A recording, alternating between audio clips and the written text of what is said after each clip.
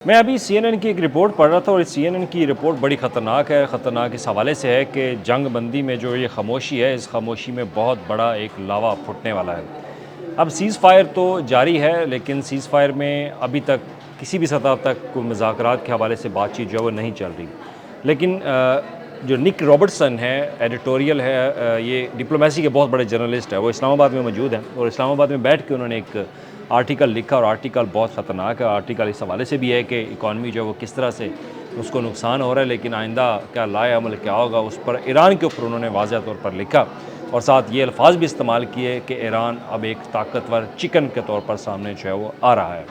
तो अब इसी पर बात करेंगे और साथ उन्होंने कुछ न्यूज़ कोट्स की हैं ईरान की और उन्होंने ख़दशा भी ज़ाहिर किया है कि ईरान का अब अगला टारगेट क्या होगा और वो जो टारगेट है वो हमारे लिए और आपके लिए बहुत ज़्यादा नुकसानदेह होगा। और नुकसानदेह इस तरह से कि हम जो मोबाइल पे इंटरनेट इस्तेमाल करते हैं, हम कंप्यूटर्स के ऊपर इंटरनेट इस्तेमाल करते हैं, ये वो इंटरनेट जिससे पूरी दुनिया का निज़ाम जो है वो चल रहा होता है, वो निज़ाम अब ख़तरे में पड़ चुका है।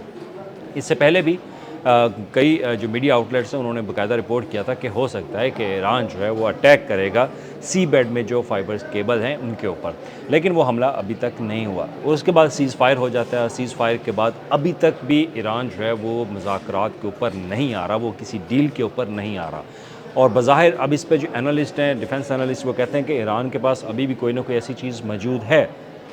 कि जिससे ट्रंप साहब को भी ख़तरा है और पूरी दुनिया को भी ख़तरा है कि जनाब क्या वो ऐसा इकदाम कर सकते हैं। तो वो जो इकदाम है वो आज निक रॉबर्टसन ने अपने आर्टिकल में लिख दिया है और उन्होंने लिखा है कि मुस्तकबिल में अब, क्योंकि ईरान के पास भी टाइम है और यूएसए के पास भी टाइम है, और जब एक वक्त दिया जाता है और उस वक्त में इंसान बहुत कुछ प्लानिंग जो है वो कर लेता है, इसको अपने आप से मंसूब कर लें। जब आपकी किसी से फ़ाइट होती है या जब आपको कोई मौका चाहिए होता है, अगर आपके पास टाइम मिल जाए तो उस टाइम में आप बहुत ज़्यादा प्लानिंग जो है वो अपनी कर लेते हैं। तो लिहाजा उसमें उन्होंने 4 चीज़ों का ज़िक्र जो है वो किया है। पहला, उन्होंने सी बेड में जो फाइबर केबल्स है गल्फ़ लाइन के अंदर, और उसमें सबसे पहली तो फ़ाल्कन केबल है जो कि यूएई की है, और उसके बाद गल्फ़ लाइन्स के ऊपर जो सऊदी अरेबिया है, इसके अलावा दीगर कंट्रीज़ हैं, उनकी जो लाइन सी बेड के ऊपर बिछाई गई है इंटरनेट के हवाले से, अब उसके ऊपर अटैक जो है वो ईरान कर सकता है। ये मुमकिन तौर पर ख़दशा ज़ाहिर किया जा रहा है। ये ख़दशा पहले भी था, लेकिन अब क्योंकि ईरान के पास जो चॉइसेस हैं वो चॉइसेस बहुत महदूद हैं। एक, उनके पास अब नया हरमज़ है जिसके ऊपर अब कोशिश अमेरिका की तरफ से ये वो कर रहा है कि अब नया हरमज़ को जो है वो खोला जा सके किसी तरीके से। अब उन्होंने बाकायदा उनकी बंदरगाहों को ब्लॉक करना शुरू कर दिया। ब्लॉक होने के बावजूद वहाँ पर ईरान की अभी भी बर्तरी है, तो लिहाजा ये ईरान के पास एक बड़ा स्ट्रेटजिक उनका पॉइंट मौजूद है। लेकिन दूसरी जो चीज़ उन्होंने बताई वो ये कि अब ईरान गल्फ़ कंट्रीज़ को मज़ीद नुकसान जो है वो पहुँचाना चाहता है। अगर आप देखें तो पासदारान इनकलाब की तरफ से वाज़ह तौर पर ये थ्रेट किया गया गल्फ़ कंट्रीज़ को कि अगर उनकी हदूद दोबारा इस्तेमाल की जाती है उनकी ज़मीन के ख़िलाफ़, यानी कि ईरान के ख़िलाफ़, अगर सऊदी अरेबिया, यूएई, कतर या दीगर जो कंट्रीज़ हैं इस गल्फ़ मशरिक़ वस्ता में, अगर उनकी ज़मीन इस्तेमाल हुई ईरान के ख़िलाफ़, तो वो पासदारान इनकलाब उनको फिर करारा जवाब जो है वो दिया जाएगा। करारा जवाब तो अब तक हो चुका है। उनकी रिफ़ाइनरीज़ के ऊपर अटैक जो है वो हुए, उनके मुख्तलिफ़ जो रहायशी इलाके वहाँ पर अटैक्स हुए। तो उसके बाद अब ईरान के पास ऐसी क्या चीज़ है कि ईरान अभी भी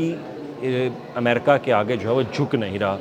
तो उनके पास जो एसिमेट्रिक वारफेयर की जो टेक्नोलॉजी है, जो एक तरीक़ाकार, जो स्ट्रेटजिक मूवमेंट है, वो बहुत स्ट्रॉन्ग है। अब जो एनालिस्ट हैं और इसके साथ ही जो निक रॉबर्टसन ने अपने आर्टिकल में लिख दिया है सीएनएन के ऊपर, ये आर्टिकल छपा हुआ है, आप पढ़ भी सकते हैं। वहाँ पे उसने तस्नीम न्यूज़ का बाकायदा ज़िक्र किया जो कि ईरान की एक न्यूज़ एजेंसी है, और उन्होंने कहा कि अब इसको कोट करके कह रहे हैं कि अब ईरान का मुमकिना टारगेट जो है वो सी बेड में फाइबर अटैक होगा, जो कि इंटरनेट की लाइन्स हैं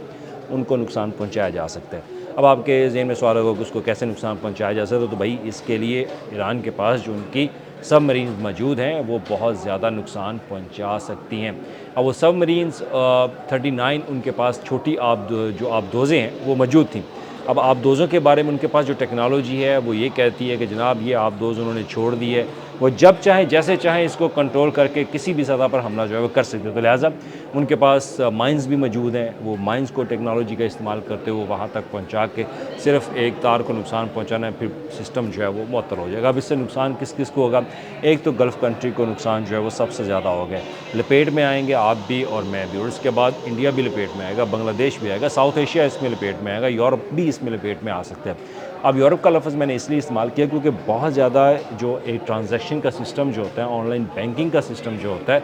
वो गल्फ़ कंट्री के साथ बहुत ज़्यादा जुड़ा होता है, क्योंकि यहाँ पे बहुत ज़्यादा लोग बसते हैं, हमारे बहुत ज़्यादा लोग हैं, हमारी रेमिटेंस वहाँ से आती है। तो लिहाजा जब ये सिस्टम वहाँ पे कोलैप्स करेगा तो फिर ये प्रोलॉन्ग होगा। अब ईरान की जो स्ट्रेटजी है वो डिफेंस एनालिस्ट ये कहते हैं कि ईरान इसको मज़ीद प्रोलॉन्ग करना चाहता है। अब CNN की रिपोर्ट, आपने एक और रिपोर्ट भी पढ़ी होगी कि ईरान अमेरिका के पास अब चीन के साथ मुकाबला करने के लिए हथियार जो है वो मौजूद नहीं है। तो लिहाजा अब जो ईरान की स्ट्रेटजी है वो ये कि यहाँ पे अमेरिका को फंसा के उनके साथ जो है वो हमला किया जाए। अब एक बात तो तय है कि ईरान अब डर नहीं रहा, सिंपल सी बात है, वो चाहता है कि अगर आप फ़ाइट करना चाहते हैं तो हमारे साथ आएँ, फ़ाइट करें, हम भी आपके साथ फ़ाइट करेंगे। जो उनकी स्ट्रेटजिक मूव होगी, तो उनकी स्ट्रेटजिक मूव अब ये केबल नेटवर्क हो सकती है। इससे पहले भी मैंने व्लॉग किया था, लेकिन उस वक्त तक उन्होंने इस पर कोई हमले का प्लान जो है बनाया ज़रूर था, लेकिन हमला किया नहीं क्योंकि वो बहुत स्ट्रॉन्ग थे। अब जब उनको लग रहा है कि इस खित्ते के अंदर मज़ीद अमेरिका जो है वो उनको ब्लॉक करने की कोशिश कर रहा है, तो ब्लॉक करने के लिए वो इस सी बेड के ऊपर जो फाइबर्स मौजूद हैं, नेटवर्क केबल्स मौजूद हैं, वो इनको नुकसान जो है वो पहुंचा सकता है। अब जब इनको नुकसान पहुंचेगा तो वो पूरी दुनिया के अंदर, हमारे खित्ते के अंदर, मशरिक़ वस्ता में, साउथ एशिया में जो चीज़ें हैं ख़ास तौर पर इंटरनेट से रिलेटेड जो जुड़ी हैं, आज तो वैसे ही इंटरनेट के साथ हमारी हर चीज़ जुड़ी है, तो उसका नुकसान जो है वो पहुँच सकता है। तो निक रॉबर्टसन भी यही लिखते हैं कि अगर ईरान का ये टारगेट होगा तो फिर पूरी दुनिया की इकॉनमी मज़ीद उसको नुकसान होगा, ख़तरा होगा, और इसी के लिए ईरान अब तैयार बैठा है। और साथ उन्होंने दो मुख्तलिफ जो रिफाइनरीज़ हैं जिनके ऊपर पहले भी अटैक किया जा चुका है, एक UAE के अंदर है, एक सऊदी अरेबिया के अंदर है, तो उनको भी हमला बनाने की प्लानिंग जो है वो ईरान कर रहा है। ये उन्होंने सोर्सेज से बाकायदा उन्होंने कोड किया कि ये ईरान का मुमकिन अगला हदफ हो सकता है, और अगर ये हदफ होगा तो फिर गल्फ़ कंट्रीज़ को मज़ीद नुकसान होगा और हमारे लिए ऑयल जो है वो फिर मज़ीद मुश्किलात जो है वो बढ़ सकती हैं। तो लिहाजा ये एक अहम चीज़ है, अहम मोड़ के ऊपर, कि खामोशी जब होती है तो इस खामोशी के अंदर कोई ना कोई जंग ज़रूर एक लावा जो है वो फूट रहा होता है, तो वो लावा अब अगर फूटेगा